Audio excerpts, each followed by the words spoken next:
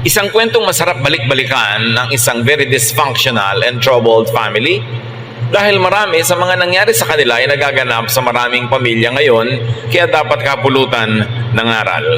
Genesis 27:1-4. After Isaac had become old and almost blind, he called in his firstborn son Esau, who asked him, "Father, what can I do for you?" Isaac replied, "I am old and might die at any time. So take your bow and arrows, then go out in the fields and kill a wild animal. Cook some of the tasty food that I love so much and bring it to me. I want to eat it at once and give you my blessing before I die." So itong si Isaac ay isang bunga rin ng napakagulong pamilya dahil meron siyang half-brother na naging kaagaw niya sa maraming mga bagay at lumaki sila na laging merong ganong mga selosan sa pamilya. At siya man, itong si Isaac, ay inulit ang nangyari sa kanyang pamilyang kinalakihan. Meron na naman siyang paborito. At ang paborito niya ay ang kanyang panganay na anak na si Esau, na ayon sa kaugalian ay siyang tatanggap ng pagpapala at malaking mana mula sa ama imbes na yung ibang kapatid. At sa kanyang katandaan, sabi niya ay malapit na ako sumakabilang buhay, bago man lang mangyari yun ay manghuli ka ng hayop na lutuin mo ayon sa putahe na gustong gusto ko, at pagkatapos kong kainin yon ay bibigyan kita ng pagpapalang hinihintay mo at ready na akong mamatay. So, a son's most coveted treasure is the father's blessing. At dapat nating unawain na sa sinaunang Israel, sa kanilang kultura, itong practice ng pagbibigay ng blessing sa isang anak, lalo sa panganay na anak, gave some social order. Nagkakaroon ng kaayusan ng lipunan dahil kung may kabuhayan ng isang pamilya, hindi nagkakahati-hati sa 8, 9, 10 anak na tige isang dakal na lupa na lang tuloy natira sa kanila. Napupunta ito sa panganay. At yung mga ibang kapatid ay aasa na lang, tutulong at mangangamuhan sa kanilang pinakamatandang kapatid para yung property ay buo at hindi magkawatak-watak. So there was some social order because of the Israelites. Property was everything. Real estate was everything to them. Hanggang ngayon, sa mga lugar na yan, ay pinagbabakbakan pa ang property, ang real estate. But the same social order also gave family chaos. Kung paano napaayos ang panglabas na lipunan, doon naman nagkakagulo ang pangloob ng mga pamilya dahil nagkakaroon mga hidwaan, mga selosan at agaw-agawan. So handa na ang tatay na ibigay ang blessing sa kanyang panganay na anak. Maibigay lang yung gusto niyang kainin. Genesis 27:5-10. Rebecca, the wife of Isaac, had been listening, and as soon as Esau left to go hunting, she said to Jacob, sa kanya naman paboritong anak na nakakabatang kapatid nitong si Esau, "I heard your father tell Esau to kill a wild animal and cook some tasty food for your father before he dies. Your father said this because he wants to bless your brother with the Lord as his witness. Now, my son, listen carefully to what I want you to do. Go and kill 2 of your best young goats and bring them to me. I'll cook the tasty food that your father loves so much. Then you can take it to him so he can eat it and give you his blessing before he dies." Itong sariling ina ni Esau na panganay, narinig yung nagaganap na usapan between the father and the panganay son. At tinawag niya ang kanyang bunsong anak na paboritong si Jacob. Sabi niya, "Handa na ang tatay mong ibigay ang blessing sa kapatid mo. Unahan mo. Katayin mo ang iyong 2 pinakamabata at pinakamalambot na kambing. Dali mo sa akin, lulutuin ko ayon sa kagustuhan na putahin ng iyong ama, at nang maibigay niya sa iyo ang blessing." So father had his favorite, mother has her own favorite. Perhaps to balance the inequity, Dahil ang paborito ng tatay ay panganay, so naging pet naman ng nanay yung bunso para huwag naman sigurong dehado ang bunso. Or maybe because of simple bias. Kasi ang hilig nitong si bunso, kamukha ng nanay, lagi nasa bahay, nagluluto, nag-aayos doon. At ang hilig ni panganay, yung gusto ng tatay, lagi nasa labas, nag-hunting. Magkaiba ng hilig yung magkapatid na umayo naman sa magkaibang hilig ng kanilang ama't ina.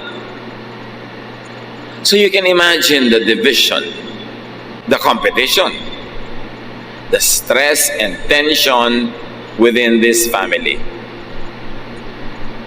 Lagi na lamang merong pagkakumpara, paghahambing, at pag-uunahan. Genesis 27:11 to 13. My brother Esau is a hairy man, Jacob reminded her, and I am not. If my father touches me and realizes that I am trying to trick him, he will put a curse on me instead of giving me a blessing. Rebecca insisted, let his curse fall on me. Just do what I say and bring me the meat. Sabi naman itong si Jacob, ang kinis-kinis po ng balat ko. Si kuya, mabuhok. Paano kung himasin ako ng tatay at malamang hindi pala ako si Esau, magagalit siya. Malabo na kasi ang mata nitong tatay, hindi na nakakakita sa katandaan. Sabi niya, at baka imbes na blessing ang ibigay sa akin ay sumpa. Sabi naman ng nanay niya, talbog sa iyo, dikit sa akin. Pag isinumpa ka, ako ang aako ng sumpa na yon. Basta sundin mo ako. Lolokohin natin ang tatay mo para makuha natin ang blessing na para sa kuya mo. You know, overly protective mothers create weak sons. Kaya napaka-weakling nitong si Jacob. Laging nasa ilalim ng saya ng nanay niya. At kahit na sa maraming lipunan, pagka ang mga nanay sobrang protective sa kanilang mga anak na lalaki, ang tatanda na ng mga anak nila, bonjing pa, irresponsable pa, nagbabata-bataan pa at pabebe. Kasi binebebe-bebe ng nanay. Marami nagtatanong, bakit ang dami-dami mga lalaking irresponsableng asawa, walang kwenta, tamad? Siguro yung nanay, pinalaking ganon, kinonsinting ganon, kaya nagkaganyan-ganyan. Hindi lagi, pero madalas. Yun ang dahilan. At eto na naman to si Rebecca, isang typical na nanay na lagi niyang ini-spoil ang kanyang anak. Genesis 27:14 to 17. So Jacob brought the meat to his mother, and she cooked the tasty food that his father liked. Then she took Esau's best clothes and put them on Jacob. She also covered the smooth part of his hands and neck with goat skins, and gave him some bread and the tasty food she had cooked. Binuo na talagang nanay na ito ang plano na lokohin yung asawa niya. Kinuha niya ang damit ng kanyang panganay na si Esau at ipinasuot sa kanyang bunsong si Jacob para pag inamoy-amoy ng tatay yung damit, ang maamoy ay yung amoy ni Esau. At yung makinis na balat, no problem. Balutin natin ang balat ng kambing na mabuhok para kung sakaling mahipo ang yung bisig, ay makita, ay balbon pala, ito nga talaga si Esau. At napakalinaw na lesson dito mga kapatid, that children could deceive their parents just to have ill-gotten blessings. Sila pa lang ang tao, no? Naglolokohan na sila. Kaya napakagandang pag-aralan at balik-balikan itong kwentong ito para di natin tularan. Genesis 27:18 to 20, Jacob went to his father and said, Father, here I am. Which of my sons are you? His father asked. Jacob replied, I am Esau, your firstborn. And I have done what you told me. Please sit up and eat the meat I have brought. Then you can give me your blessing. Isaac asked, My son, how did you find an animal so quickly? The Lord your God was kind to me, Jacob answered. Eto na po ako, dala ko na ang pagkain. Sabi, ang bilis-bilis mo namang nakapag-hunting. Sa sandali pa lang ang dumaan na panahon. Sabi niya, binless po ako ng Diyos. You know, deception needs the cover of more lies. May number one lie sila na siya si Esau. So may lie pa uli na costume, may lie pa uli na pagsisinungaling. And you see that even these people could use and misuse and abuse the name of God. Isinangkot pa ang Diyos sa kanilang panlilinlang. Genesis 27:21-29. My son, Isaac said, come closer where I can touch you and find out if you really are Esau. Jacob went closer. His father touched him and said, you sound like Jacob, but your hands feel hairy like Esau's. And so Isaac blessed Jacob, thinking he was Esau. Nagdududa na nga yung tatay. Sabi, ang boses, pang kay Jacob.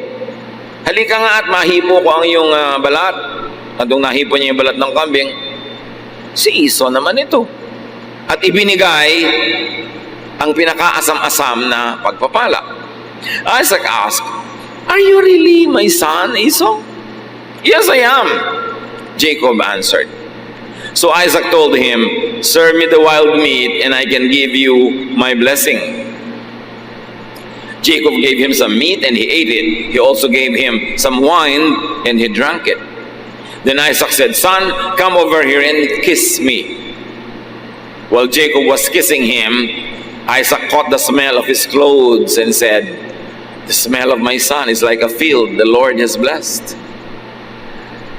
God will bless you, my son, with dew from heaven and with fertile fields, rich with grain and grapes. Nations will be your servants and bow down to you. You will rule over your brothers, and they will kneel at your feet. Anyone who curses you will be cursed. Anyone who blesses you will be blessed. At hanggang ngayon, inaangkin ng mga descendants nitong si Jacob, itong pangako na ito na sino man ang sumumpa sa iyo susumpain, sino man ang magpala sa iyo pagpapalain. Pero yung pagkakakuha niya sa blessing na yun ay sa pandaraya, sa maruming paraan. Nagdududa ang matanda, kaya sabi niya, halika nga't halikan mo ako, anak. At habang hinahalikan ng anak na bunso si tatay, gusto lang palang amuyin ng tatay yung anak. Sabi niya, ang amoy ng anak kong si Esau, amoy ng mga damo, amoy ng mga parang, amoy ng mga wilderness. Talagang gusto niya yung outdoors. Pero hindi niya alam, yung damit lang na naaamoy niya, suot ng isang fake na anak, na kunwari ay siya yung panganay. Fair ba ito? Fair ba na ibigay ang blessing sa isang nandaraya? Today's sense of fairness cannot be applied to the ways of ancient people who lived under very different contexts.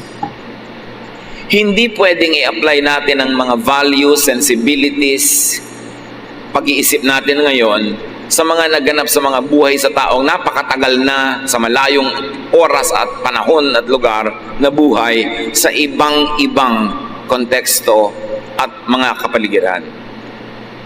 Which begs the question, why insist on applying to today's people who live in a very different context the obsolete ways of a remote, ancient culture like the culture of this family? Nung tribal pa lang, ang kanilang buhay, ang kanilang mode, hunting, gathering, very little agriculture, ibang-iba pa. Marapat ba na ang mga paggawi, pamamaraan nila noon ay sapilitang ipamuhay ngayon sa ibang-ibang konteksto? Yan ay isang magandang usapin na dapat ipanalangin, pag-aralan at pagbulay-bulayan. Genesis 27:30-33. Right after Isaac had given Jacob his blessing and Jacob had gone, Esau came back from hunting. He cooked the tasty food, brought it to his father and said, Father, please sit up and eat the meat I have brought you so you can give me your blessing. Ang kawawang anak na panganay, matapos maghirap sa kanyang pangangaso, sa kanyang hunting, nagtagumpay, iniuwi ang kanyang nahuling hayop, at ito'y kinatay, inihanda, niluto, fair and square, ayon sa usapan at At pumasok sa tent ng kanyang tatay at sinabing, "Tatay, narito na po ang inyong gusto. Mangyari pong maupo kayo at papakainin ko na ito sa inyo at ibigay nyo na sa akin yung blessing." "Who are you?" Isaac asked. "I am Esau, your firstborn son." Isaac started trembling and said, "Then who brought me some wild meat right before you came in? I ate it and gave him a blessing that cannot be taken back." "Sino ka?" "Abay, di wala na pang iba kundi ang anak niyong panganay, si Esau." Nangatal ang matanda, nanginig, nangatog, dahil merong napakalaking naganap na mali. Sino yung nandito kanina? Ibinigay ko na ang pagpapalang di na mababawi. Ang tanong, why not? Bakit naman hindi mababawi? Mali naman ang pagkakabigay. May deception. Hindi ipinaliwanag kung bakit hindi pwedeng bawiin. Mga kapatid, much suffering could be caused by culture, by tradition, whether it is contemporary or outdated. Maraming pagdurusa ang tao dahil sa mga self-imposed rules, regulations, social mores, social conventions, mga kaugalian na nagpapahirap sa buhay ng tao. Bakit naman hindi pwedeng bawiin? Mali naman ang circumstance ng pagkakabigay. But in anyway, mali man at tama, at itong mali naman, paninindigan na. Sabi, hindi na pwedeng bawiin. Can you imagine all the suffering that will happen just because a mistake is not corrected? Social conventions, traditions, and laws serve the interests of the majority, the normal, so-called, the powerful. Sila ang tunay na pinaglilingkuran ng mga kaugalian at mga batas. Dahil silang mga nakakapanaig, silang mga makapangyarihan sa lipunan, silang merong mga otoridad, ang gumagawa din ng mga batas na natural ay ayon, katig at mabuti para sa kanila. Yes, up to a point, traditions and laws give order to society, but it is not always fair to everyone. It usually serves the purpose of the powerful, or it only serves the purpose of the status quo, para ma-maintain ang order ng society. Magdusa ka na lang kung ikaw yung nag-fall sa crack, kung ikaw yung hindi kasama sa mga normal na makikinabang sa mga batas at mga tradisyon na kamping-kampi sa mga normal, sa mga nakakaangat at sa mga may kapangyarihan. And this is what Jesus labored to correct. Jesus gave attention and importance, freedom, relief, rest, and love to the marginalized, the oppressed, the vilified, the condemned, the outcast. Nagkakaroon ng maraming outcast. Tulad nitong si Esau, magiging outcast na siya. Hindi na siya magkakaroon ng rights, kahit mali ang pagkakabigay doon sa bunsong anak. Maraming ganon sa ancient societies. Para lang sa kaayusan, magdusa ka na lang. At sino ang nag-enjoy ng kaayusan? The powerful, the favored. Itinuwid yan ng Panginoon dahil liko.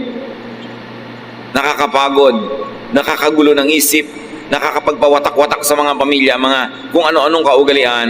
Kaya napakaraming itinuwid ni Jesus. Mga batas na, institusyon, tradisyon ng Israel, pero yung mga yan ay itinuwid ni Jesus para sa ikabubuti ng napakaraming tao na napag-iiwanan, nakakawawa, naaapi ng sistema. But that's already moving fast forward. Going back to this family, Genesis 27:34 to 35. Esau cried loudly and begged, "Father, give me a blessing too."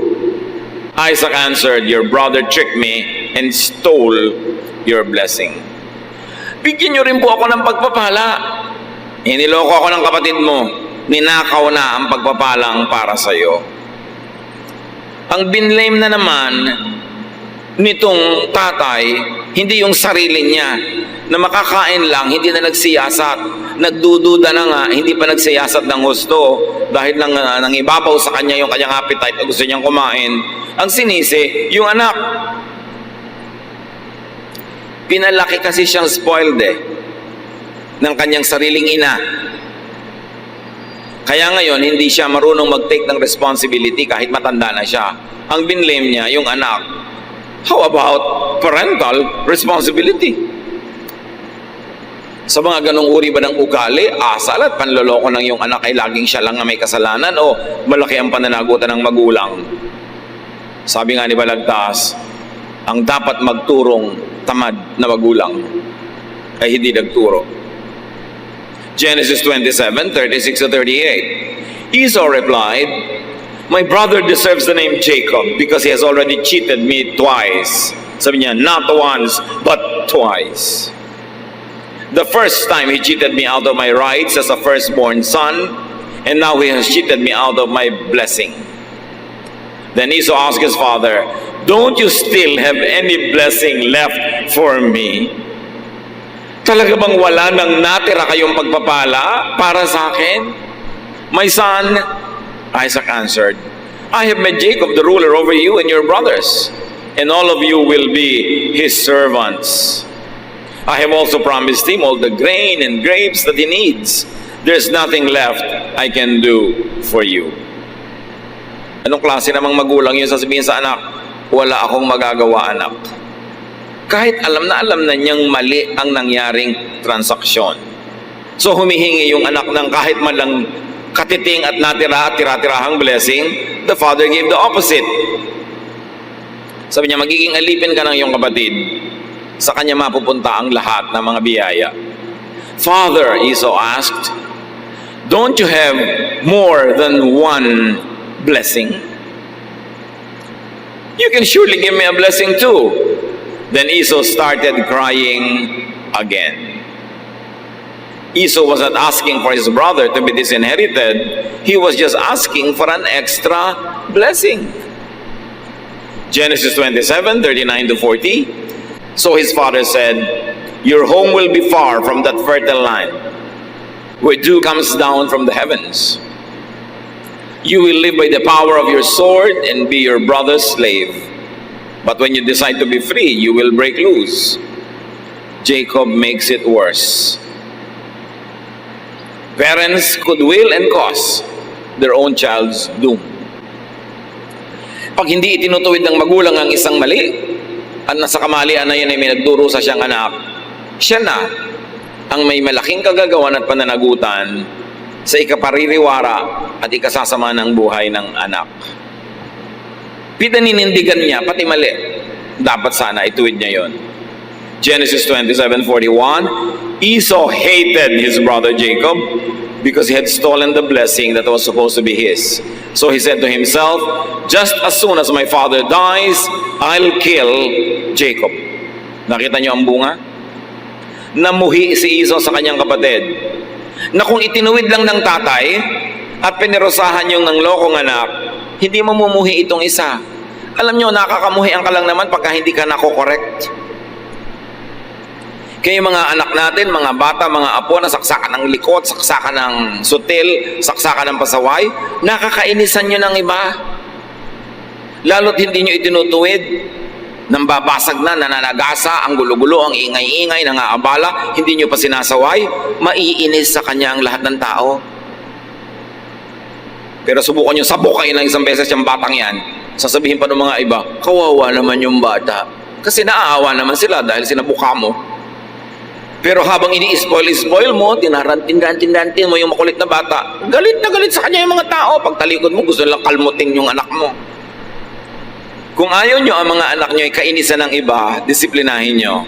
Hayaan nyo sa inyo mainis dahil parang ang istrikta nyo kesa sa bata mainis. Gusto nyong mapamanahan ng anak nyo na maganda? Yung ang mga taong nakakasalamuhan niya ay natutuwa sa kanya, hindi yung nabubwisit sa kanya. Yun ang magandang pamana. Kaya pag ini-spoil mo yung bata,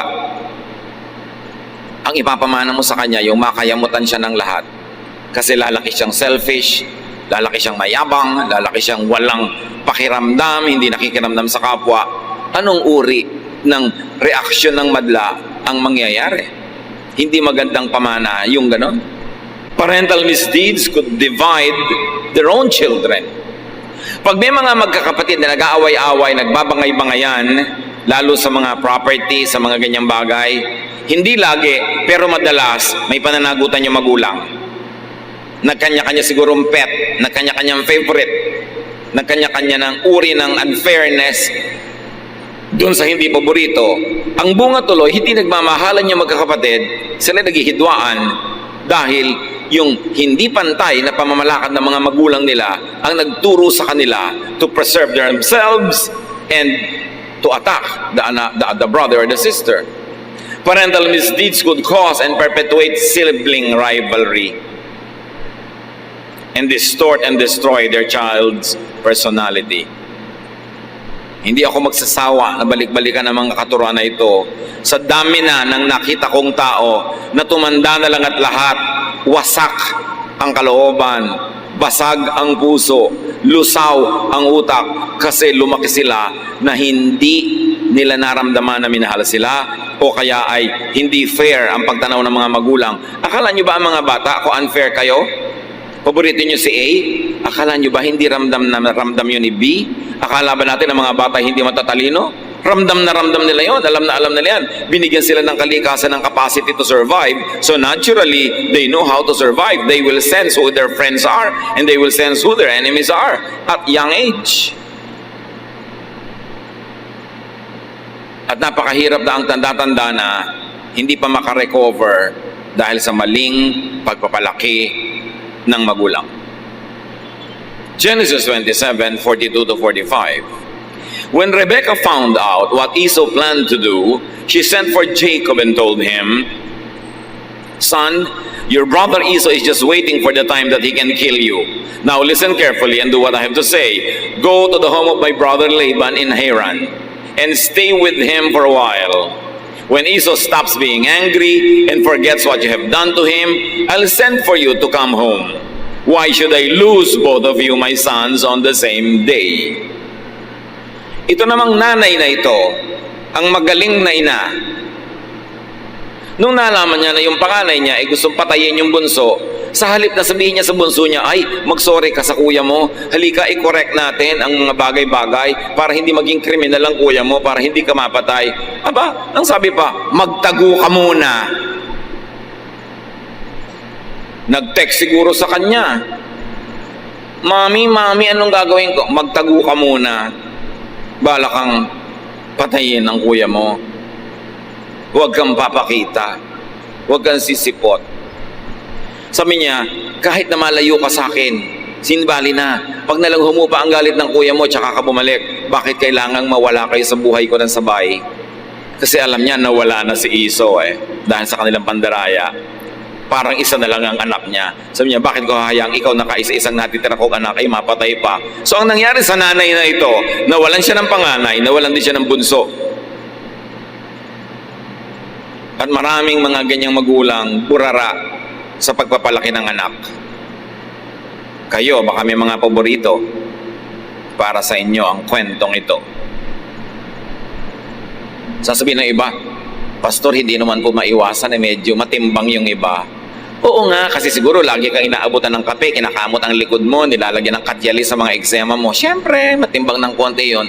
Pero huwag mo naman masyadong ipahalata, kasi anak mo rin yung iba. Huwag naman yung harapan-harapan. Anak, narito ang tiyan ng bangus. O ikaw, ito ang kaliskis. Sa'yo yan. Ano siya? Pusa. Lagi nilang may paborito. Pag may pasalubong, isang pirasong hopya para lang doon sa kay sintang anak. Yung iba, wala. Alam nyo, kaya nagkaaway-away magkakapatid na ganyan. Kakagawa na magulang. Dapat nga, pag nagkakainggitan, ikaw pa magsabing, hindi, mahal ka ng ate mo. Hindi, mahal ka ng kuya mo. Ganun dapat ang magulang nagbabalance, hindi yung may kakampihan pa. Mamaya yung mag-asawa na magkaaway kasi may kanya-kanyang kinakampihan. Hindi isinulat ang mga kwentong ito para maging dekorasyon ng buhay natin. Isinulat yan para pag-aralan at kapulutan ng aral. Through misdeeds, parents could lose their children. Napapariwara nawawalay, may nakukulong pa, may napapatay, may nakakapatay, na hindi sana dapat mangyari. O minimize lang dapat yung mga ganon kung pinalaki ng tama. Anong kinalaman nito sa topic natin na more than one blessing to pay your most natural debt, which is love? Bakit kasi hindi na lang itinuwid yung mali? At bakit hindi hinati ang pagmamahal at pag-ibig? Dahil sa tradisyon? Dahil sa kaugalian? Itutuloy mo pa rin yan kahit hindi maganda ang resulta sa iyong buhay, kahit na naghahati sa iyong pamilya, kahit na unjust? Ang mga tunay na anak ng Diyos ay dapat mag-isip. Kaya maraming tradisyon ng Israel itinuwid ni Jesus, kahit Sabbath. Sabi niya, kung nakakabuti sa inyo magtrabaho sa Sabbath, di magtrabaho kayo. Why follow the law to the letter to the point that you are oppressed? Kanya, Sabbath was made for man, not man for the Sabbath. Romans 13:8-14. Let love be your debt. If you love others, you have done all that the law demands. Can you imagine Paul interpreting all the laws of Israel? Sabi niya, alam nyo, ang tanging utang nyo lang sa kapwa, ang utang na ibigin siya at mahalin. Pag mapagmahal kayo, natupad nyo na ang lahat ng kautosan. Yung pala, ang lahat dapat ng interpretation at application ng kautosan ay maging loving ka, considerate, and loving, and kind, and soft-hearted. Na kahit hindi ka relihiyoso, pag maibigin ka, daig mo pa ang relihiyoso. Kasi ang pag-ibig sa kapwa, ang pagmamahal, ang pinakamataas na uri ng relihiyon. Paul said it very clearly. You have done all that the law demands. In the law, there are many commands, such as be faithful in marriage, do not murder, do not steal, do not want what belongs to others. But all these are summed up in the command that says, love others as you love yourself. No one who loves others will harm them, so love is all that the law demands. Sabi niya, sari-sari ang mga law, huwag kayong magpalito sa dami. Huwag kang bumatay, huwag kang magnakaw, huwag kang makiapid, huwag kang magtaksil sa asawa mo. Sabi ko noon, marami yan, pero isa lang talaga yan. Maging maibigin ka sa kapwa. Ibigay mo kay Juan ang kay Juan, huwag mong nakawin kay Juan para ibigay mo kay Pedro. Kasi ang pag-ibig, you don't steal from Peter to give to John. May asawa na siya, huwag mong nakawin. May asawa ka na, huwag kang magpanakaw. Dapat sa asawa mo ikaw. Sabi ko noon kasi, yung karapatan mo ay tumitigil na pairalin kung ito ay tatapak na sa karapatan ng iba. Sabi, huwag kayong magpalito. Ang dami-dami talaga mga laws. Pero ang ibig sabihin lang yan, pag-ibig. So pag ang interpretation mo sa law, ang pagsunod mo sa law, ay hindi ka na magiging maibigin, magiging baligtad pa, magiging malupit ka pa, maling-mali ka. Huwag mo nalang sundin dahil mali ang application mo. At marami mga tao masunod lang kaugalian, ang law, ang tradition, ang doktrina. Kahit sila maging malupit, gagawin nila. You defeat the purpose because the purpose of the law, the interpretation of the law, and the application of the law is only one: be loving. Love people. Yun lang ang sinasabi ng law.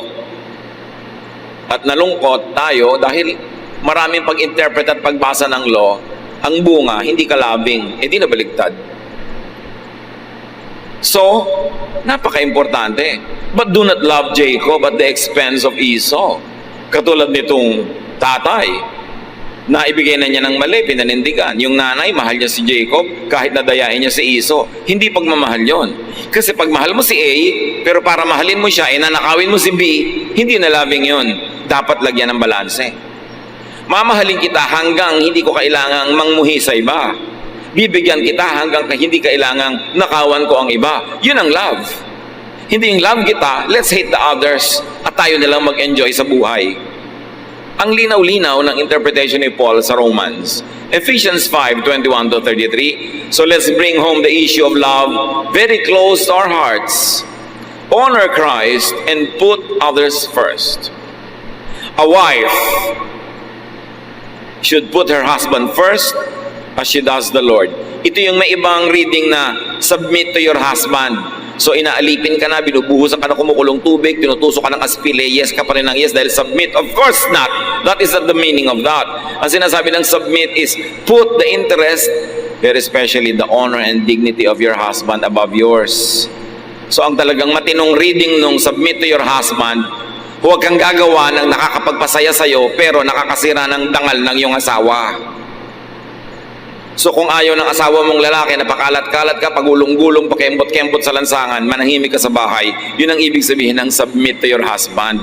Hindi ibig sabihin na alilang-alila ka, alipin na alipin ka, aping-api ka, submit pa to your husband. Ang ibig sabihin, submit to your husband in area of your chastity and dignity, that nothing that you will do will destroy his honor.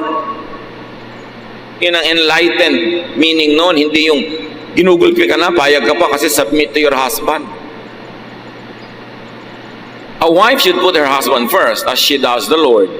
A husband should love his wife as much as Christ loved the church and gave his life for it. So each husband should love his wife as much as he loves himself. And each wife should respect her husband. Yun ang ibig sabihin ng submit to your husband, respect. At ito, very clearly in terms of sexuality and morality, respect your husband, submit to his dignity. Isurrender mo sa kanyang dignity ang mga iba mong hilig at gusto sa buhay. Pero, exchange yun. The wife submits to the husband in terms of chastity and cleanliness and holiness, but the husband loves the wife as his own body, as Jesus loves the church. Hindi yung pareho lang kayo nagtrabaho maghapon, pagdating sa bahay, si wife pa lang lahat-lahat. Siya pa ang mamamalengke, pagkagaling sa office, magkakaliskis ng isda, magluluto, maghahain, pagkatapos magliligpit at maglalaba at mamamalansya para sa isusod yung bukas, tapos ikaw nanonood ka lang ng TV. Hindi yun love. Kailangan tinutulungan mo, lalo hindi mo naman nabibigyan ng maraming pera para meron siyang mga katulong, dapat ikaw ang tumulong, husband. Ano ka, si Emperor Caligula? Ang liit-liit naman ng sweldo. Tapos among-amo. Dapat fair. Yun ang sinasabi nitong verses na ito. Yan ang love in action. Na hindi ako magpapahinga at your expense. Hindi ako magpapakaginhawa na ikaw lang ang napagod. Love your partner. Yun ang ibig sabihin. Respect your partner. How many partners hunger for love? Gaano karaming wives or sometimes husbands kami mga lihim na kinikim-kim na sama ng loob at hinanakit kasi ang feeling nila hindi sila minamahal enough. Hindi naaalala ka nila mga birthday. Yung pa namang wife mo birthday, re-regalohan mo ng rice cooker. Pagkain mo rin ang lulutuin niya doon sa rice cooker na yon. Dapat pagka-regalo kay wife pang personal, hindi vacuum cleaner. Para sa buong pamilya yun kunwari pa birthday gift, bumili ka lang ng gamit sa bahay, itinapat mo sa birthday niya para ka makatipid. Kailangan pang kanya talaga. Yun ang maraming mga wives hindi lang kumikibo kasi nahihiyang kumibo, iniisip nila parang hindi naman dapat kumibo, pero hindi sila kontento sa pagmamahal ng husband. So, makiramdam ka naman, akala mo kung sinong prinsipe tonyoso na ikaw si lover boy of the world, yun naman pala ang asawa mo ay lungkot na lungkot. Kailangan makiramdam. Ephesians 6:4, parents, don't be hard on your children. Ang linaw ng turo, don't be hard on your children. Kung ang talent nila talagang pang 10th honorable mention, huwag nyo lang pilitin maging valedictorian. Don't be hard on your children. Siyempre, meron namang 10th honorable mention, baka 11th pa nga. Kung yun ang assignment niya sa buhay, best na naman niya, ginawa na niya, huwag niyong pilitin. Mga nanay-nanay naman kumisa, sila ang nagko-competition, yung mga anak ang props. So, importante, love your children. Many parents are not aware of this, but many children hunger for love. Ang daming anak, ang assessment nila, hindi sila mahal na magulang. O hindi sila mahal enough. Although yung magulang, akala nila hero na sila, na minahal na nilang todo, pero sa perception pala ng anak, hindi. Dapat makiramdam. At dapat humanap tayo ng mga senyales, ang anak pala natin ay nagmamakaawa, namamalimos ng pag-ibig ng magulang. Exodus 20 verse 12, Respect your father and your mother, and you will live long in the land that I am giving you. And in so many words and many other verses, love your parents. Children, love your parents. Para yung first half of our lives, our parents are the ones doing the loving most of the time. Pero dapat yung second half of our lives, we are doing the loving. Nagpapalit ng role ang anak at magulang. Habang bata pa ang magulang, siya ang nagmamahal ng todo-todo sa anak. At pag tumanda na yung magulang, yung anak naman ang nagmamahal ng todo-todo sa kanya magulang. Gaano karaming magulang ang hindi lang gumikibo, pero sa kanilang panukat, hindi sapat ang pagmamahal sa kanila ng kanilang anak. Hindi sapat ang pagpaparamdam at pagpapakita, lalo't nagkaroon na ng asawa at sarili ring mga anak, halos ay malimot ang magulang. A lot of parents grow old, sail into their sunset years, sad, hungry for love, especially at old age. Love your parents. That is a very clear teaching of Scripture. Huwag makalimot. Di lang dahil may sarili ka ng asawa at mga anak, ay ipapaisang tabi mo na ang iyong role to love your parents. Lalo ko ang magulang nyo'y nabawasan na sa makabilang buhay ng isa na lang yung natira. Mas sensitive yun, mas malulungkutin, mas maramdamin.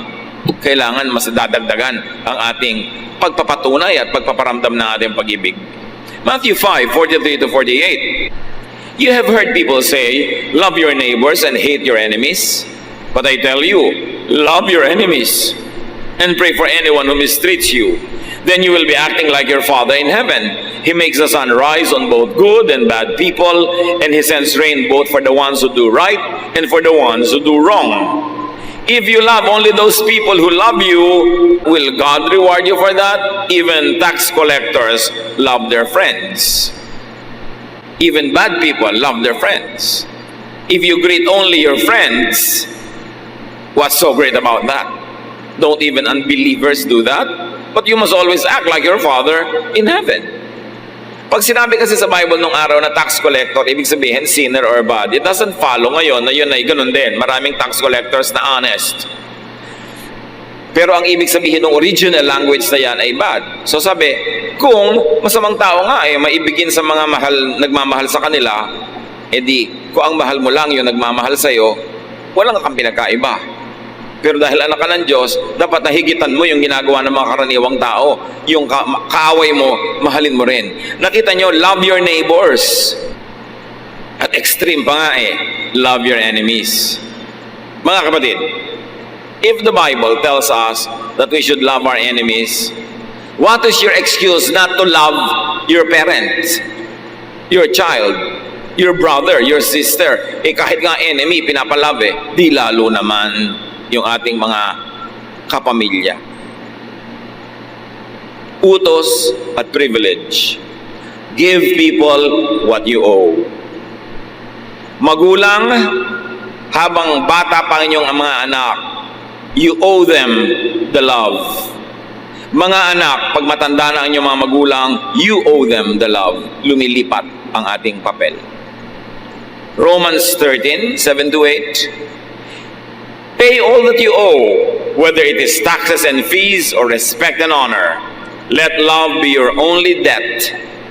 If you love others, you have done all that the law demands. Kung ikay relihiyoso pero hindi maibigin, mas mainam pa ang hindi relihiyosong maibigin.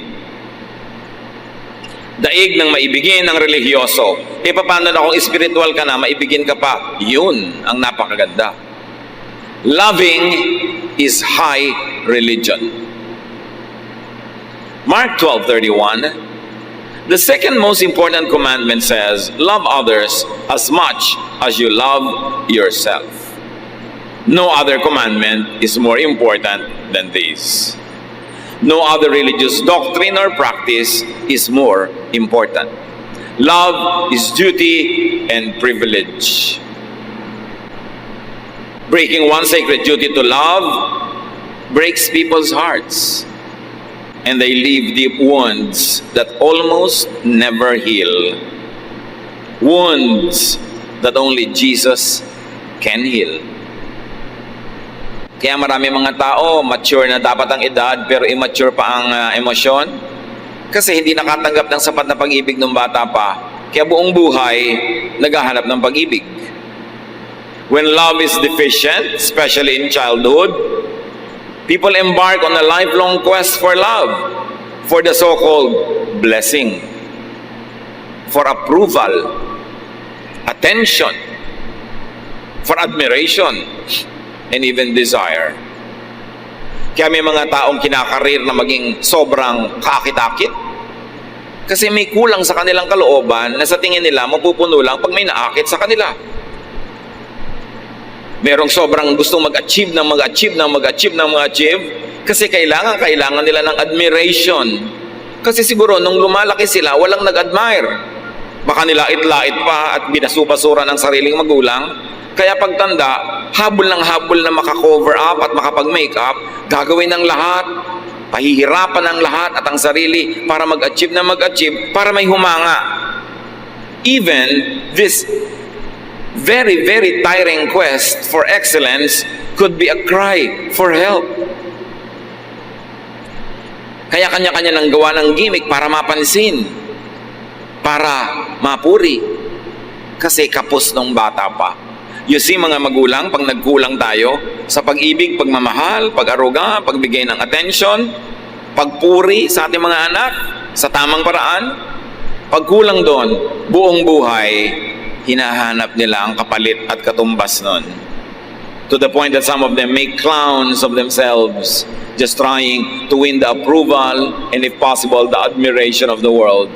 And if you cannot be approved or admired, at least you should be desired. Kaya yung mga iba talagang halos kalakalin na lang ang katawan para maging kapansin-pansin dahil yun na lang ang paraan nila para makatawag ng positive attention. Pero nabibigo pa kasi negative attention pa madalas ang napapala. Napakalaking karukahan, kahirapan, kasalatan yung hindi ka namahal. Lalo nung maliit ka pa. Kaya patuloy ang paalala natin sa mga magulang, mga tiyo, tiya, mga lola at lolo, mahalin nyo, pero disiplinahin, turuan ang tama, turuan maging responsible ang mga bata. Ang pagkukulang natin habang maliit pa sila ay halos hindi na mapapalitan pa buong buhay nila. And they live broken lives, chasing one rainbow after another, working so hard to be admired, to be accepted, and if possible, to be loved.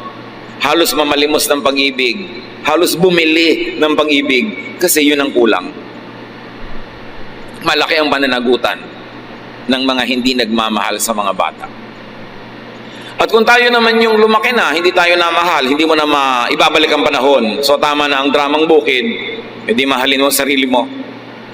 Magpakatino ka, magpakaayos ka, at maging mapagmahal ka sa iba, hoping na masuklian din naman ng tamang pag-ibig, ang iyong pag-ibig. Patawarin na yung mga namayapan at namatay na at nagtandaan na nagkulang sa'yo kasi baliwala, sayang lang kung patuloy kang mabubuhay sa paninisi, sa galit, sa puot, sa panghihinayang kasi hindi na yun may babalik. Ang dapat ngayon, kung ano man ang kulang sa'yo noon, kuhanin mo sa Panginoong Jesus. At kung ikaw ay mabiyayaan ng taong magmamahal din sa'yo, edi salamat.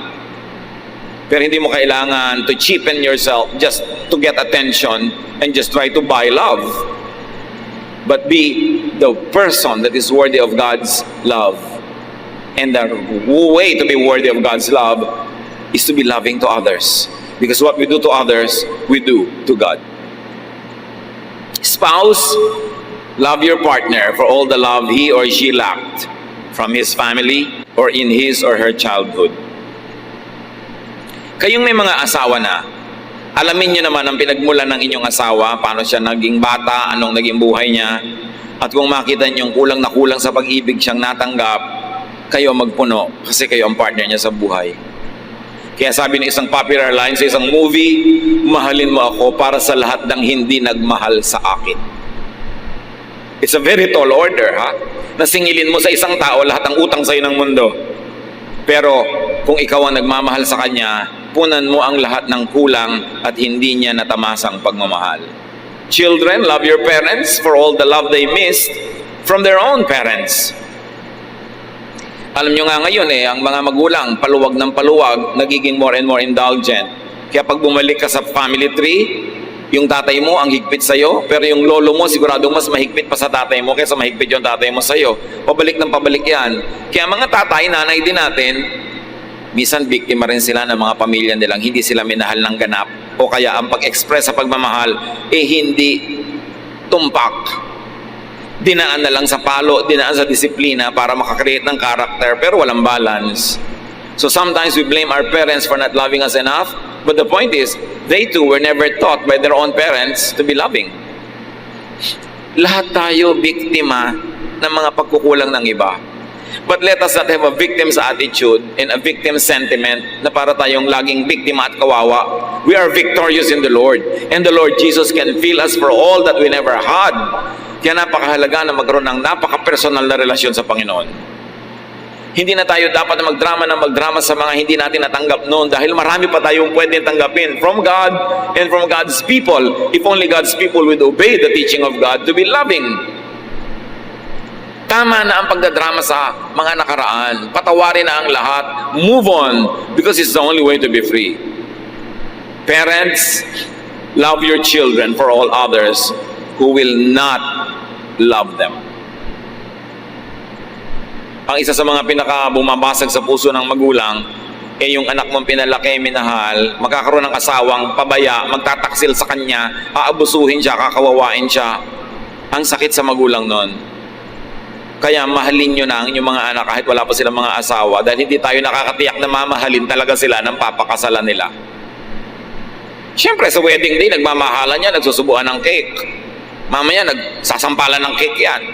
Pagdating ng panahon, kung may cake pa, baka yung patungan na lang ng cake ang ihagis. O mga sweetie-sweetie pie, loving-loving na mga sumpaan sa kasalan. Nawa, matupad. Sabi nga ng mga bata, good luck na lang. Kaya dapat, mahalin natin ang mahalin habang nasa poder natin. Kasi pag pinawalan na natin, hindi natin nakakatiyak tayo na mamahalin nga sila ng iba. Nung pagtitiwalaan nila. Love your brother and sister for the others who will not love him or her. Sabi ni Esau, Father, do you have only one blessing? Ang ganda ng tanong. Ang liit-liit ba ng puso nyo na wala ng ibang laman para na lang kay Jacob? God gives you a heart that is more than big enough to love more. Pag ang puso natin ay nakasuko sa Diyos, pinapalaki yan ng Diyos para marami magkasyang pag-ibig, na kahit mahal mo yung nanay mo, meron pa rin enough para sa tatay mo, meron pa rin para sa kapatid mo, para sa asawa mo, para sa anak mo. Hindi yung nung nag-asawa ka, yung asawa mo na lang minahal mo, nilimot mo na yung magulang. Our heart, when submitted to God, is big enough to love everybody that we should love. And you should not steal from Peter to give to John. Huwag niyong mamahalin ang nanay niyo at the expense of your asawa. Huwag niyo ring mamahalin yung asawa niyo at the expense of your nanay. May kanya-kanyang assignment na pag-ibig yan. At kung aata-atatuhin natin yan at bibigyan ng kanya-kanyang parte, lahat yan ay sapat. Dapat marunong ka lang magplano at marunong ka mag-isip. Hindi isa lang o dalawa lang ang minamahal sa buhay. Malaki ang puso ng mga anak ng Diyos. Kaya natin mahalin kahit pa nga kaaway. Kung talagang susurrender tayo sa Diyos, yung pansarili mong magulang ang makalimutan mong mahalin. You have more than one blessing. You have more than one love. Multiply love. And you can give more love to more people. Mga anak ng Diyos, love more. Open your heart to receive more love and then meet your Maker. Dear God, we thank you that you are loving. We thank you that you are kind. We thank you that you are good. Salamat sa inyong pag-ibig. To the victims and sufferers of love deficiency, marami niyan. Forgive those that did not love you enough. Receive the love of God through Jesus. Balance your life by doing the loving, by giving love. Kung kulang ang pag-ibig na tinanggap nyo, maghiganti kayo sa mundo, mas ibigin nyo ang marami. Yun ang paghihiganti ng hindi inibig, umibig ng iba. Hindi yung mamuhi at magalit, lalo kayong lulubog. Luke 6:38, if you give to others, you will be given a full amount in return. It will be packed down, shaken together, and spilling over into your lap. The way you treat others is the way you will be treated. Tayo'y manahimik sa presensya ng Diyos. Manalangin ng tahimik, ipagpasalamat lahat ng umibig sa atin. Patawarin yung mga dapat ay umibig pero hindi umibig ng ganap. At magpasya tayo na mamahalin natin ang lahat ng dapat mahalin. Hindi paborito lang lahat. Dahil kasya ang pag-ibig na ibinibigay ng Diyos para sa atin, para maging proper, correct, and enough ang pagmamahal natin sa iba. Dear Lord, turuan niyo kami na maging mapagmahal. Sa mga kinapos ng tinanggap na pag-ibig, teach us to move on. Tumigil na kami ng pagpapa-impress para lang may humanga, ng pagkakalat-kalat sa mga kung saan-saan para lang may maakit. Turuan mo kami, Lord, to be happy with ourselves and with the way that you have blessed us, and teach us to be blessings to others. At kung ano man ang mga naging kahinaan at kapintasan ng mga pamilyang nilakihan namin, turuan mo kami na sa pagdating ng panahon kami naman ang bubuo ng mga pamilya, huwag naming ulitin ang mga kamalian ng aming mga magulang at mga ninuno, at ibahin namin, isunod namin ayon sa kautusan ng iyong anak na si Jesus. Magbulay-bulay tayo, namnamin ang kahulugan nito, lumaya mula sa mga sentimiento na hindi minahal, at mag-concentrate sa pag-ibig sa kapwa. As you give, you receive. Dear Lord, bless your people with insight, with wisdom, with... Mahilig po tayong magpagaling sa Diyos, humingi ng tulong, humingi ng himala. Pero syempre, pagka kumuha ka dito sa kabilang side, parang sa accounting, mayroon ka dapat counterpart sa kabilang side. Because both things must happen on the two sides of the equation. That nothing ever happens without causing a reaction of events. And when Jesus gives power and energy and ministration, He actually pays. Sa Mark 5:24-30, makikita po natin dito ang isang himala na mayroong isang babaeng gumaling. Nakakagulo ang mga tao, maraming nakapaligid sa Panginoon at may nagyayaya pa sa kanyang bahay para sa kanyang anak na may sakit. So Jesus went with him. A large crowd followed and pressed around him. And a woman was there who had been subject to bleeding for 12 years. She had suffered a great deal under the care of many doctors and had spent all she had. Yet instead of getting better, she grew worse. When she heard about Jesus, she came up behind him in the crowd and touched his cloak because she thought, if I touch his clothes, I will be healed. Immediately, the bleeding stopped, and she felt in her body that she was freed from her suffering. At once, Jesus realized that power had gone out from him. He turned around in the crowd and asked, "Who touched my clothes?"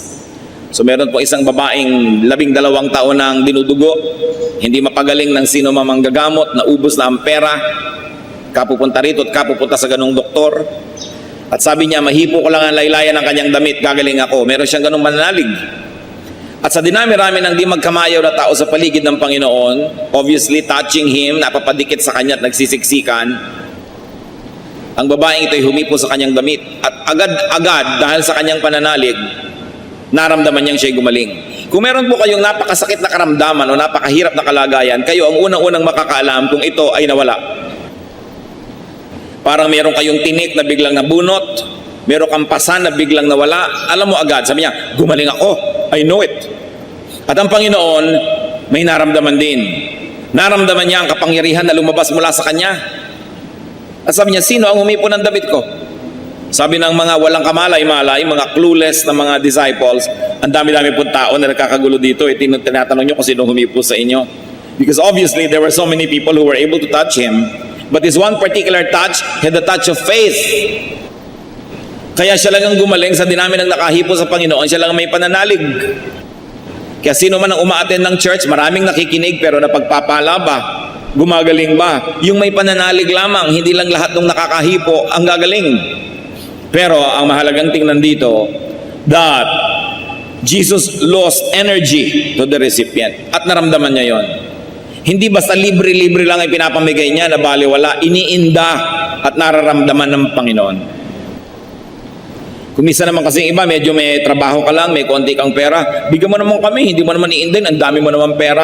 Paano ko pwede magbigay kahit kanino na hindi mo iniinda? At ang Panginoon talagang nararamdaman niya ang kanyang pagbibigay because He pays. What else did Jesus pay to become our Lord and loving Savior?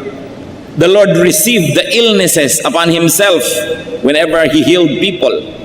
In healing people, He received the illnesses. Matthew 8:16 to 17, when evening came, many who were demon-possessed were brought to Him, and He drove out the spirits with a word and healed all the sick. This was to fulfill what was spoken through the prophet Isaiah.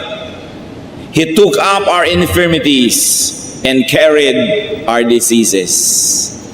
Nakikita niyo po yung mga nurses, doctors, technicians na nagsisilbi sa mga pasyenteng may sakit, lalo yung nakakahawa, bihis na bihis, ayos na ayos, linis na linis dahil baka makuha nila yung sakit. Pero kung yan po ay tinatanggal sa atin, lumilipat. Inoperahan ka, tinanggal yung maruming bahagi ng iyong katawan, napalipat yun dun sa kung saang lugar, kaya iniingatan nila kung saan pumupunta yung mga biological wastes ng ospital dahil may paglilipatan yon, kaya kailangang ingatan.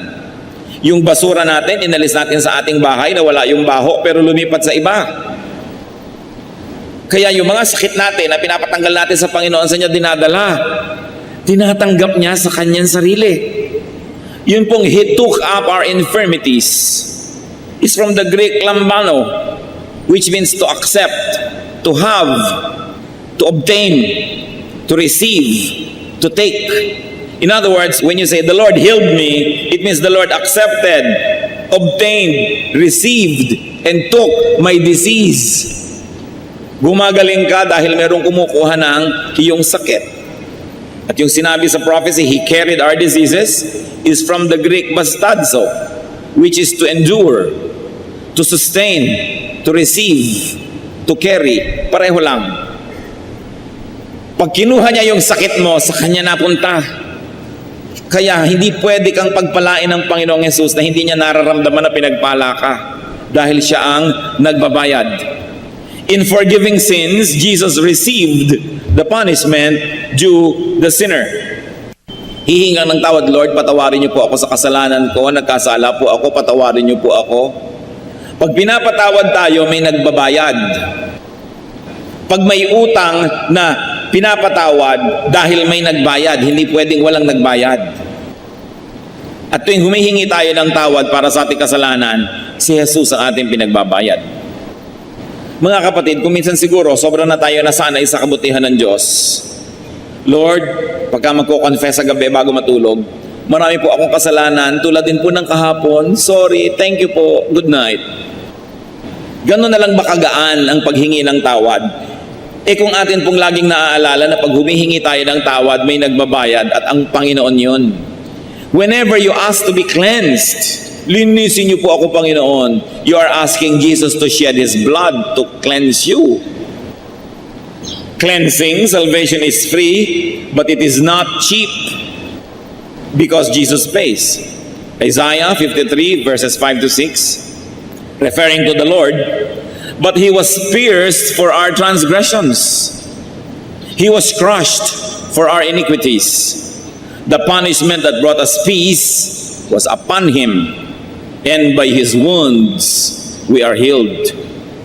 We all like sheep have gone astray. Each of us has turned to his own way, and the Lord has laid on Him the iniquity of us all. Bakit siya sinugatan? Dahil sa ating mga kasalanan. Bakit siya dinurog? Dahil sa ating mga karumihan. Bakit siya pinarusahan? Ba't tayo nagkaroon ng kapayapaan?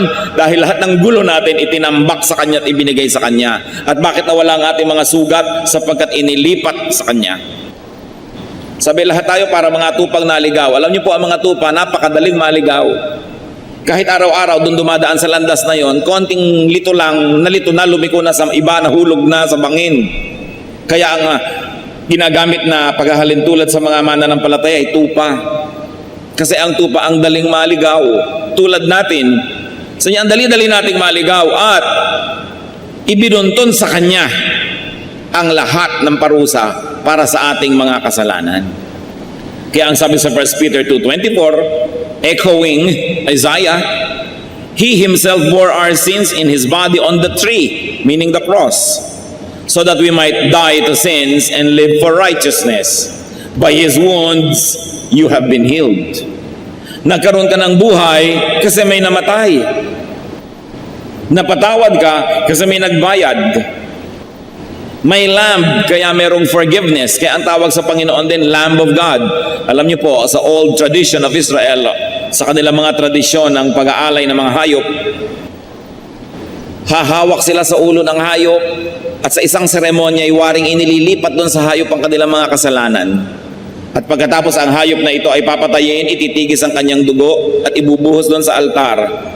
At dahil mayroong hayop na kumuha ng kanilang kasalanan at itinigis ang kanyang dugo, pambayad sa kasalanan na yon, ceremonially napapatawad yung kasalanan ng mga mananampalataya na nagbibigay ng offering. Ito po yung old offering tradition of Israel. But of course, this was only a hint, a clue of the offering that the true Lamb of God, Jesus, was going to pay. So sa kamatayan ni Jesus, lumilipat sa kanya ang ating kasalanan, kaya siya namatay. Hindi naman nakakapagpatawad ng kasalanan yung patuloy kang mag-offer ng mga hayop. Kung hindi mo yun ikinokonekta sa pananalig doon sa darating na Kristo na magiging tunay na kabayaran sa mga kasalanan.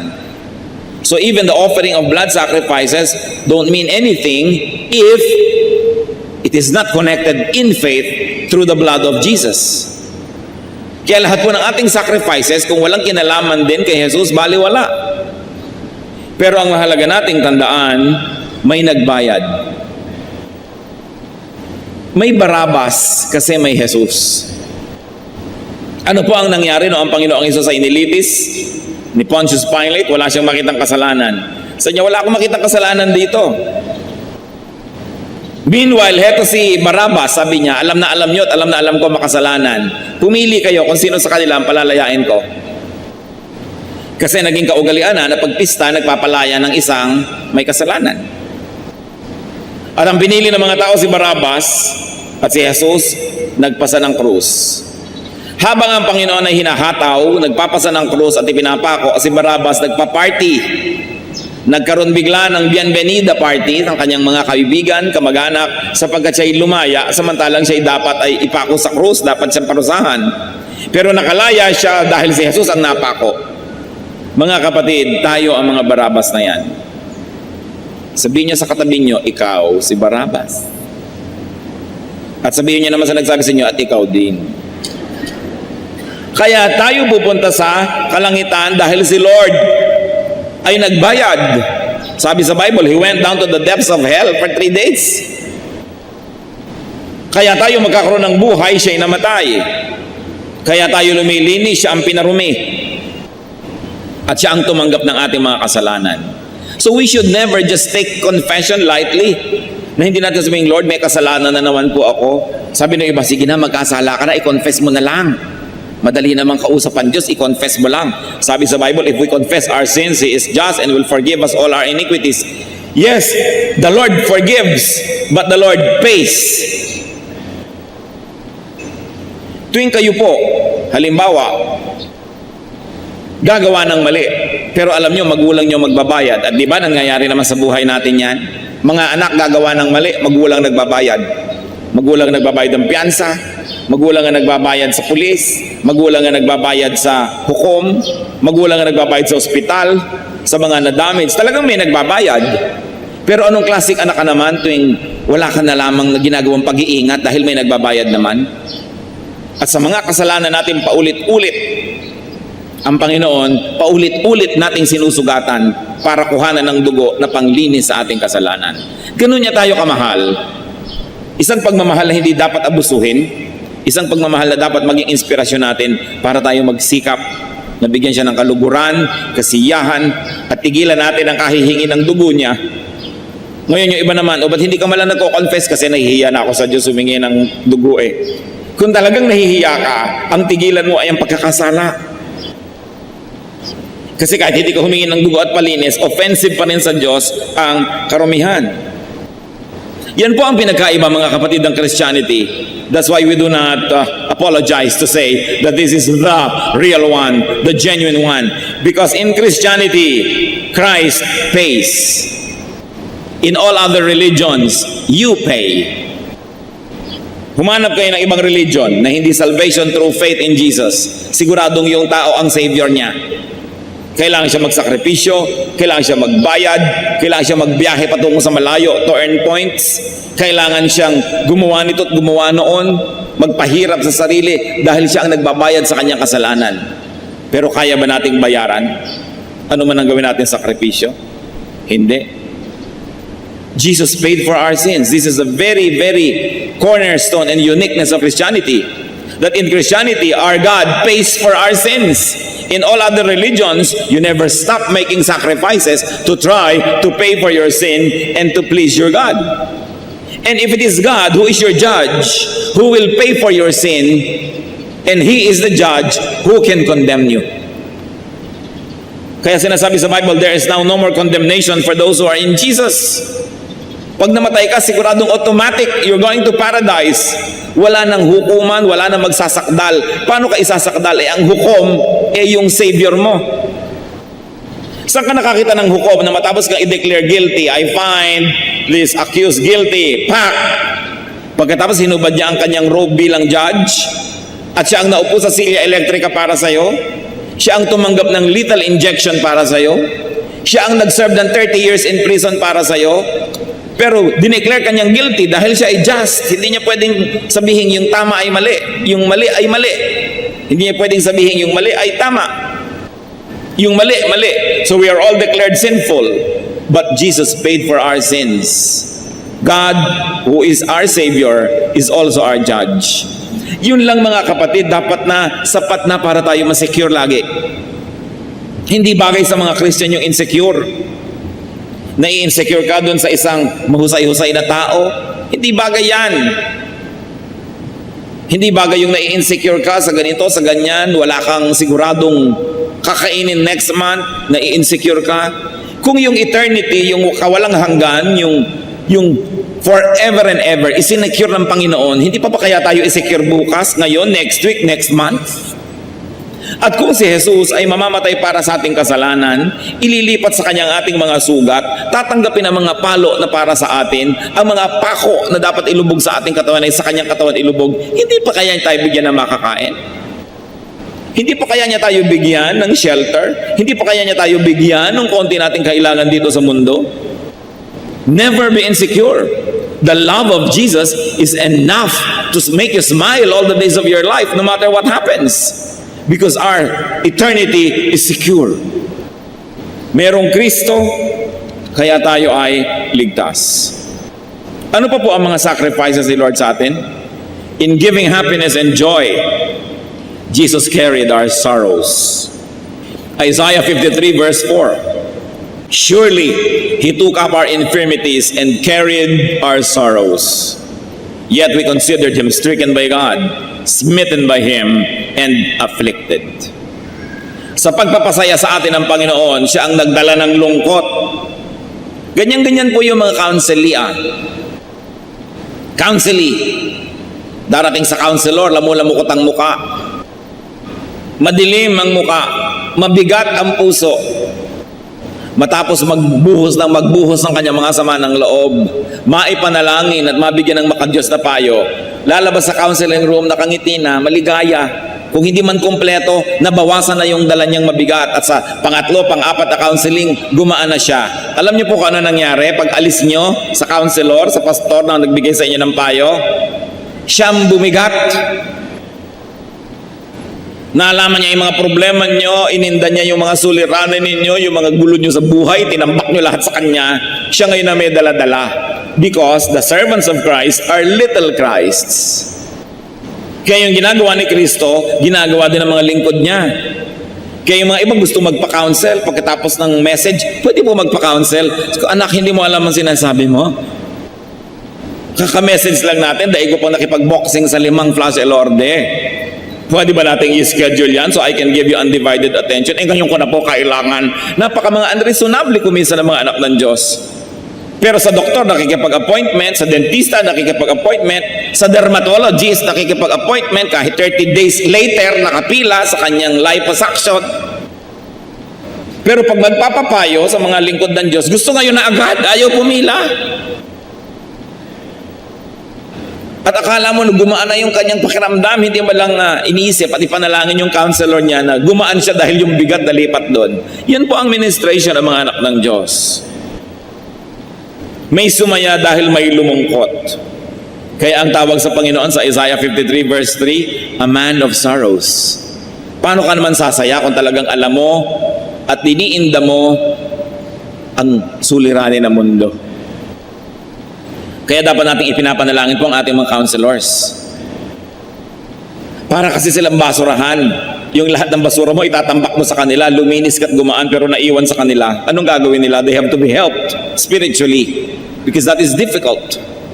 What else did Jesus pay? In serving people, Jesus got tired. Ang Panginoon nga napagod. Tao pa. Mark 6:31. Then because so many people were coming and going that they did not even have a chance to eat, he said to them, come with me by yourselves to a quiet place and get some rest. Hindi na matapos-tapos ang miniministera ng mga tao. Sabi ng Panginoon sa kanyang disciples, magsara muna tayo. The doctor is out. Magpahinga muna tayong lahat sa isang tahimik na lugar. At alam ni Lord John, and people are comforted because someone takes their burdens. Kaya kita nyo, nakakita ng kapahingahan yung mga lumalapit sa kanila at ang napagod yung mga disciples. But we must here appreciate the ministry of Christians. That the disciples help the Lord serve the people. That the disciples help the Lord carry His cross. Sa Matthew 27:32, an interesting episode happened on the way to Golgotha. No, ang Panginoon po ay nagpapasa ng krus, merong biglang nakatulong sa kanya ng pagpapasan. As they were going out, they met a man from Cyrene named Simon, and they forced him to carry the cross. Wala naman tao magbo-volunteer na buhatin yung krus ni Kristo eh. Wala naman taong talagang willing na tulungan si Kristo magbuhat. Kaya this man was forced. We should know that many servants, many helpers, and disciples of Christ were actually forced to help the Lord. Bihirang-bihira, and I'll be suspicious of people who really would like to become pastors. Yung talagang gustong-gusto maging pastor na gustong-gusto. Bakit? Siguro ang nakikita lang niya, yung lagi kang nakakaupo sa presidential table, lagi ka kumisang nare-regaluhan ng pinya, naaalala ka ng mga tao, iniimbita ka sa kanilang mga debut, sa birthdays. So gusto-gusto mo ngayon maging pastor kasi walang taong matino na iibigin niyang gusto niya magpasa ng krus. Kaya yung nagpapasa ng krus, yan ay mga pinilit pa ng Diyos. Mga kuminsan pinagsara na ng ibang pinto para mag-serve na talaga dahil ayaw pa eh. O kaya takas ng takas katulad na ni Jonah na nagbabagyo pa at kung ano-anong dilubyo ang nangyari para lang sumunod siya sa kagustuhan ng Diyos. Pero ang maganda nito, sa napilitan kayo't hindi, kung tayo ay kapwa lingkod ni Jesus, tayo'y tumutulong na gawin ang kanyang gawain, ito'y malaking bagay. Kahit si Jesus na nga siya, kinailangan pa na magkaroon ng isang taong katuwang, katulong sa kanyang gawain. Hindi dahil kailangan niya ang tao, because God wants to dignify us and He likes us to become His workmates, His partners, His supporters. Kaya tayo kahit nag-aagam-agam, may konting duda, and your love for yourself, for your comfort, for your freedom, discourages you from helping Christ carry His cross, follow the voice of God and help the Lord carry His cross. Kaya ang kasabi-sabi niya, carry your cross and follow me. Gusto mo palang sumunod kay Kristo? Hindi ba nakakahiya na si Kristong Diyos ay may pasang krus tapos sumusunod ka, wala kang dala? Kaya ang susunod kay Kristo, papasan din ang kanyang munting krus. Salamat na lang, hindi sa kanya ipinapapasan yung krus, yung cross of salvation. Kundi yung cross na lang niya na, halimbawa mahiyain siya, dapat niya yung talunin. Halimbawa tamad siya, dapat niya sipagan. Halimbawa, proud siya, dapat siya maging humble. Yun ang mga cross na dinadala natin. Na marami na siyang trabaho sa buhay, mapapagod pa siya. It's still a cross that we have to carry. But it is a ministry. In identifying with people, Jesus lost his favored status. He lost his fellowship with the Father. Naranasan nyo na ba na kayo nasa isang marangal na kalagayan, pagkatapos may mga tao nasa isang abang kalagayan, pero in identifying with them, bumaba tuloy yung ranking nyo? Ganyan ang ginawa ni Jesus. Kung minsan ikaw ay napaka-respectable person, very accomplished, pagkatapos ang mga kapatid mo, ang mga pinsan mo, lahat ng kamag-anak mo, basagulero, mga hampas lupa, pero in identifying with them, nababawasan ang iyong ningning, but you identify with them nevertheless, kasi kamag-anak mo. Isa kang kagalang-galang na teacher na babae, ginagalang ng lahat, tapos yung asawa mo pasuray-suray at laseng, dahil sa iyong association, nadadala ka niya pababa. Ano kaya ang pagbaba na dinadala natin sa Panginoon? Na siya'y nasa langit, literally ibinaba sa lupa. Napakataas ang kalagayan, siya'y naging hamak, siya'y naging kawawa, inapi-api, sinaktan. Biruin mo, anak ng Diyos, sasampalin ng tao lamang. Papahirapan, sasaksakin, hahampasin. At hindi lang yon, naputol pa ang kanyang favored fellowship with the Father. Matthew 27:46. About the 9th hour, Jesus cried out in a loud voice, Eloi, Eloi, lama sabachthani, which means, my God, why have you forsaken me? Isang napakalaking tanong sa marami, bakit sinasabi ni Jesus yun nung mamamatay na siya? Because when Jesus was about to die, all your sins, my sins, the sins of all people of the world, then, now, and in the future, were placed upon Him. Ang lahat ng ating kasalanan, itinambak kay Jesus. Pati yung gagawin pa lang natin, itinambak na, para pag nangyari at ginawa natin at inihingi natin ng tawad, nabayaran na rin sa krus.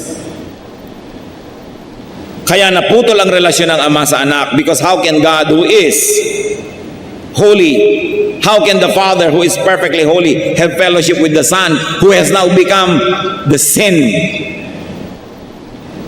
and who has now become the personification of sin? Nalipat sa Kanya lahat. Kumisan, may anak ka, hindi mo gusto yung mapapangasawa dahil nakipag-isa doon, itatakwil mo. Hindi mo na ako ama mula ngayon. E paano pa yung Diyos Ama sa langit? Ano magiging relasyon niya sa Diyos Anak na naging sobrang makasalanan, pati yun naputol?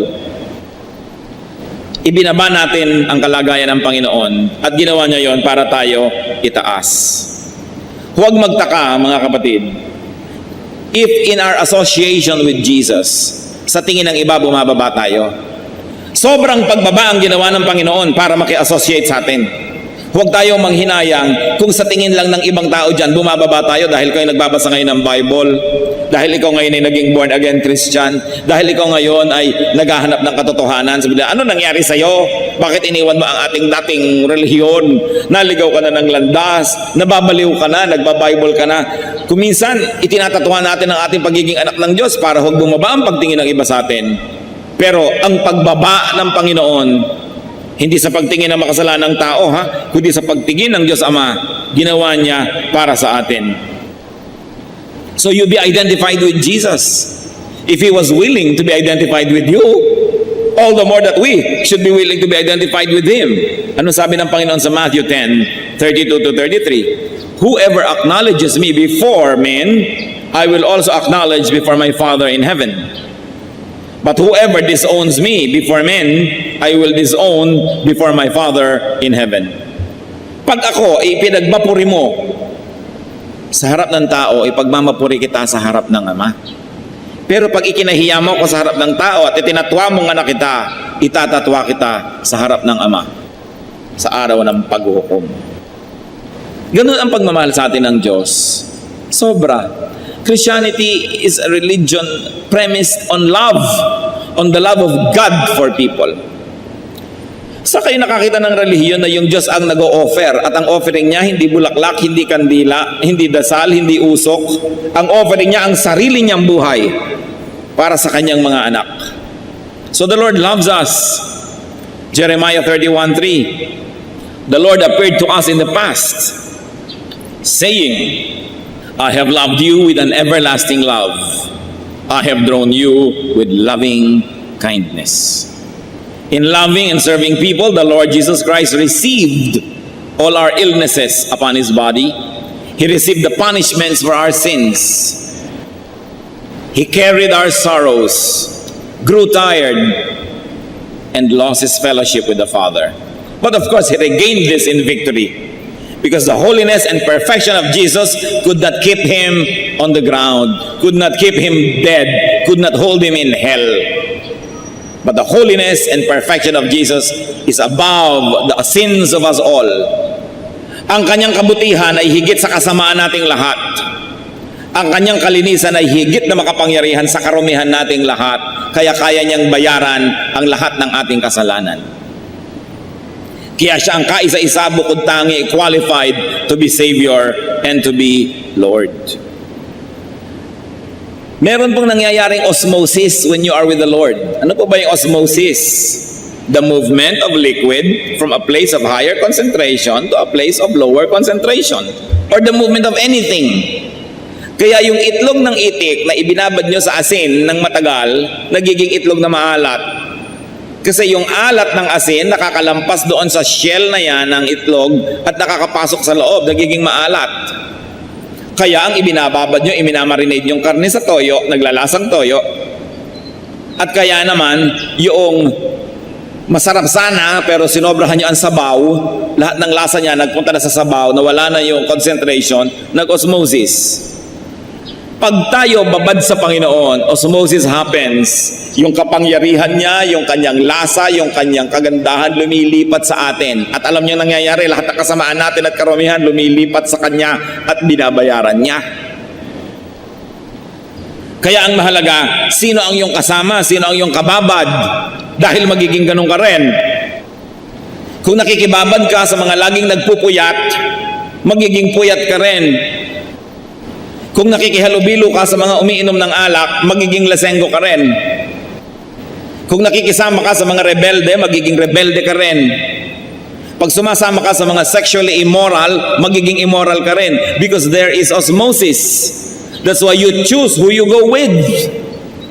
Pero syempre, marami namang gustong maglasing talaga, so sasama dun sa nagyayaya sa inuman. Kasi sila mismo gusto rin nila yun eh. Paano pa ako nakonsente, na-encourage? Di lalong mangyayari yon. Kaya yung mayayabang na sumasama sa kapwa mayabang, lalong yumayabang. Yung mga tamad na sumasama sa mga tamad, lalong nagiging tamad. Anong mangyayari kung sumasama tayo sa mga makadiyos? Anong mangyayari kung makikiisa tayo sa Diyos mismo? Kaya napakahalaga that there is osmosis happening in our lives. Saan ba tayo bumababad? Sa salita ng Diyos, sa kabutihan, sa magandang payo. Do not be surprised if in ministering to Christ and in ministering for Christ, you suffer. Huwag kayong ma-surprise.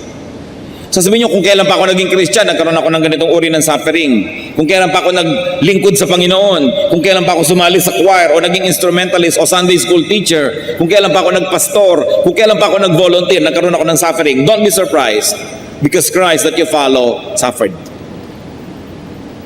Pero, yung sinusundan niya naman patungo sa kaluwalhatian, tatandaan natin, ang daan tungo sa langit ay kailangang dumaan sa Kalbaryo. Sapagkat ang Panginoon na umakyat sa langit ay dumaan sa Kalbaryo at sa krus. At salamat na lang yung most of the suffering was done for us by Christ and we don't have to suffer anymore. Konti na lang ang natira sa atin, parang yung tumulong kay Jesus. Tumulong lang siyang magbuhat sandali pero hindi naman siyang ipinako. Kaya mga kapatid, maghanap-hanap naman tayo ng mabubuhat. Maghanap-hanap naman tayo ng maitutulong sa ministry ng Panginoon. Sapagkat maging nung siya idadalin sa Kalbaryo, ipinakita yung ganung pamamaraan na ang tao ay tutulong, ang tao ay kasama sa pagbubuhat ng krus. Lalo tayong mga mananampalataya. Huwag kayong magulat kung may mga trial. Huwag kayong magulat na ngayon pa na naging Kristiyano ka, kung minsan nagkaroon ng mga hirap. 1 Peter 4:12-13 says, Dear friends, do not be surprised at the painful trial you are suffering, as though something strange were happening to you. But rejoice that you participate in the sufferings of Christ, so that you may be overjoyed when His glory is revealed. Sabi, kung kayo ay nararamay at napapasama sa mga suffering ng Panginoon, magpasalamat kayo at magkaroon kayo ng ligaya. Huwag kayong magulat. Sapagkat si Jesus mismo ay nahirapan, ang mga disciples ay nahirapan. Ang nakakagulat kung hindi man lang kayo mahirapan, baka hindi kayo kasali. Yun ang nais nating maalala. John 21:15-16. When they had finished eating, Jesus said to Simon Peter, Simon, son of John, do you truly love me more than these? Yes, Lord, he said. You know that I love you. And Jesus said, feed my lambs. Again, Jesus said, Simon, son of John, do you truly love me? He answered, yes, Lord, you know that I love you. Jesus said, take care of my sheep. So tayo minahal ng Panginoon. Ang tanong sa atin ngayon, mahal mo ba ako? At kung ang sagot nyo, yes, Lord, I love you. Alam nyo ang sagot niya, bueno, feed my sheep. Feed my lambs. Take care of my people. Take care of my church. The church is the body of believers, the head of which is Jesus. Kung mahal mo ako, paano mo ako paglilingkuran? Nasa langit ako, paglingkuran mo ang mga kapatid, ang kapatiran, ang church. Paano mo ako bibigyan? Ang yaman-yaman ko, wala akong kailangan, Diyos ako. Buwes, bigyan mo ang mga kapatid, bigyan mo ang gawain, bigyan mo ang misyon, bigyan mo ang church. Paano mo ako tutulungan ay ako'y Diyos? Tulungan mo ang mga kapuspalad, ang mga kawawa, because whatever you do to the least of this, you do to me. Gusto mo akong gawa ng mabuti? Sabi ng Panginoon, gawin mo sa iyong kapwa. Gawin mo, unang-una sa iyong mga kapatid sa pananalig. At pagkatapos gawin mo kahit kanino pa man. Yan ay ituturing ko na ginagawa mo sa akin. Jesus is loving, we should be grateful. And what better way to show our gratitude than to love those whom He loved? To love His church and not divide it. To love His church and not speak against it. To love His church and do everything to strengthen it, not to weaken it. Dapat lahat po ng ginagawa natin ay para tumulong na palakasin ng iglesia, hindi ito para pahinain, hatiin at siraan. Dapat lahat ng ginagawa natin ay para lingapin pagmalasakitan ng iglesia ng Panginoon sapagkat siya ang ulo ng iglesia. At wala tayong maaaring gawin na pananakit, pagbabaliwala, pagtalikod, pagpapabaya sa church na hindi ituturing na pagtalikod sa Kanya. Because He is the head of His church. And very importantly, because Jesus has done good to you, do to others what Jesus had done for you. 1 Corinthians 11:23, for I received from the Lord what I also passed on to you. Tinanggap mo pala sa Panginoon, ipamigay mo rin sa iba.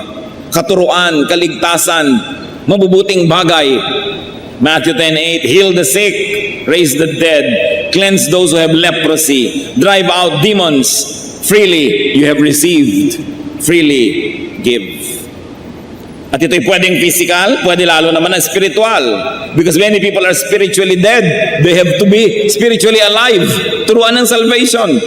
Many people have spiritual leprosy. May sakit na nakakahawa, may sakit na napakahirap gamutin. Gamutin sila sa pamamagitan ng katuruan ng Diyos. Magpalaya sa mga demonyo sa buhay ng mga tao.